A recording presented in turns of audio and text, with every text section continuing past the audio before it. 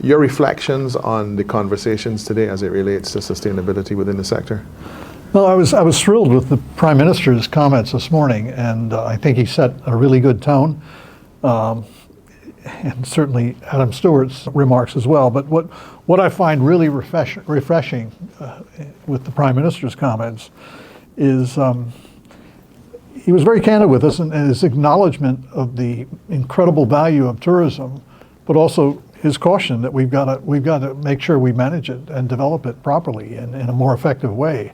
So those are great remarks. I mean, often in years past, we didn't hear that kind of support and leadership and recognition of the value of the industry. So I thought that was great insights on his part and encouraging. The other thing that I liked about the early tone that was set by both the Prime Minister and the Minister, as well as Adam, was this call for greater collaboration and working together. And that's part of the theme, one of the themes here, partnership, one of the themes. We know through CHTA and CAST and through the network of National Hotel and Tourism Associations, that when we get things done effectively, and it's not always easy, but when we do it effectively, it's because we've done it collaboratively. And just hearing some of that messaging coming out was very important. We have, I think, an exceptional example with CHTA, CTO, and the Caribbean Public Health Agency, CARFA, where we established a memorandum of agreement almost 10 years ago to work on a number of tourism health-related matters. Started with chikungunya and Zika and things like that. And that collaboration really was foundational to our ability to respond and be effective agents for rapid recovery as a result of the pandemic. And the economic consequences of that to government treasuries, to employment, to the profitability and viability of thousands of businesses is, I should say, immeasurable, but it could be very well measured into billions of dollars.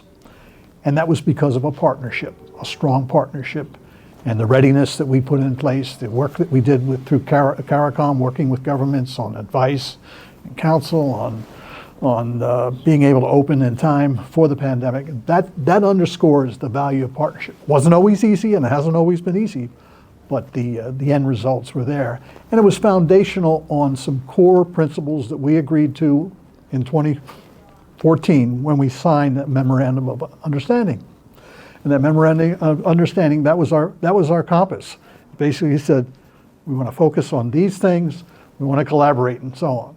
So every now and then when we got off track a little bit because we might have disagreed with something, we came back to our compass and it guided us. And it bode us all incredibly well throughout the pandemic. I think it's an untold story for the Caribbean and the world. Fastest recovering area for tourism in the world. Absolutely.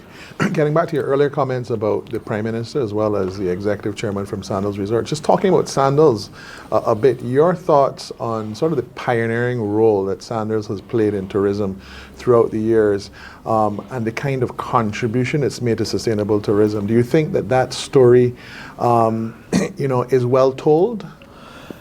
I think it's known.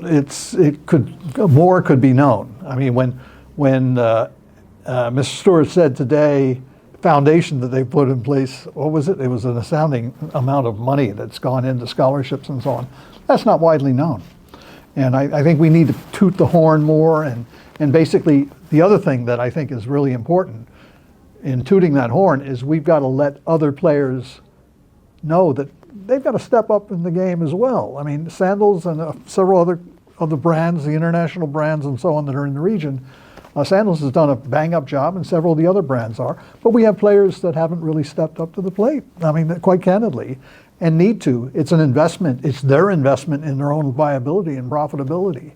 So we need to see more of that. I think Sandals can serve as an example to a lot of other businesses, and we should tout more of what they do to the industry. CHTA does, we do some of that, but we need to all do more of that.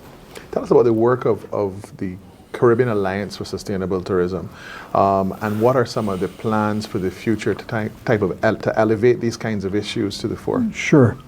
Well, CAS, the Caribbean Alliance for Sustainable Tourism, was envisioned in 1990s by two primary hoteliers who were then on the leadership executive committee for the Caribbean Hotel Association. Mr. Frank Ranieri from Punta Cana in Dominican Republic, and Sir Royston Hopkins. They got together and they said, listen, we're concerned about the environment, we're concerned about the future, we need to do something about it. So they formed this alliance, the Caribbean Alliance for Sustainable Tourism, and CHTA backed and supported it for a number of years. We have done, again, a range of things through CAST. We've done energy efficiency audits for the entire industry, made the industry much more energy efficient with the findings, the research. We've done pilot projects around that. I was the beneficiary when I was in the Bahamas in those days to go through some what they called EMS training and environmental management systems training for hotels, and we've just broadened the awareness and understanding and made our industry a lot more efficient and effective.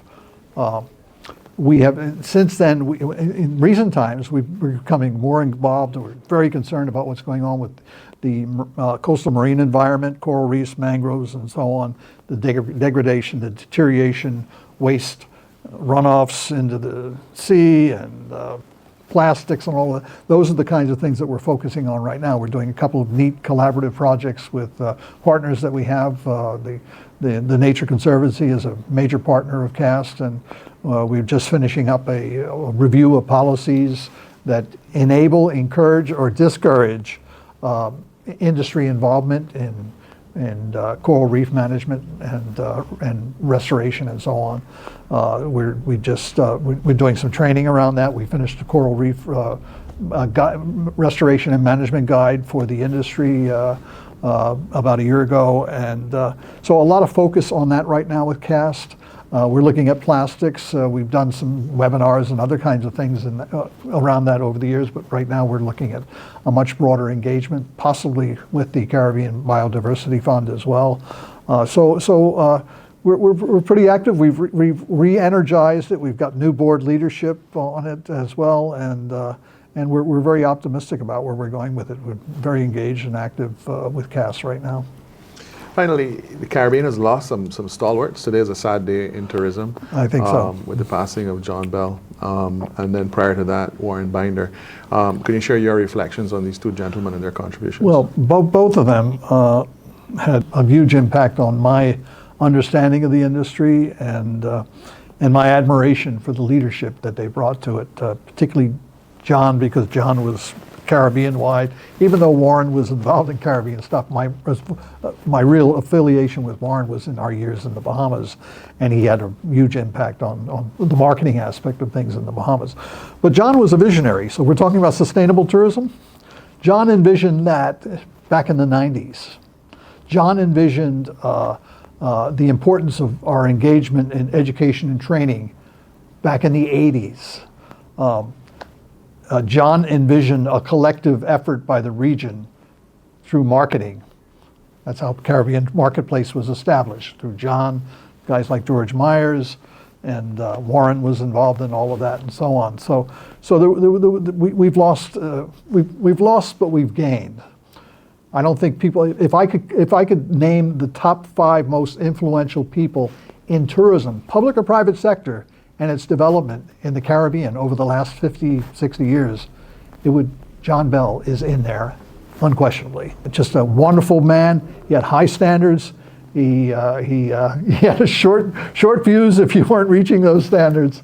My first affiliation with John was in 1986 in a meeting with the CHTA Executive Committee in Puerto Rico, and I came away just awestruck. I just said, wow, this guy is really something.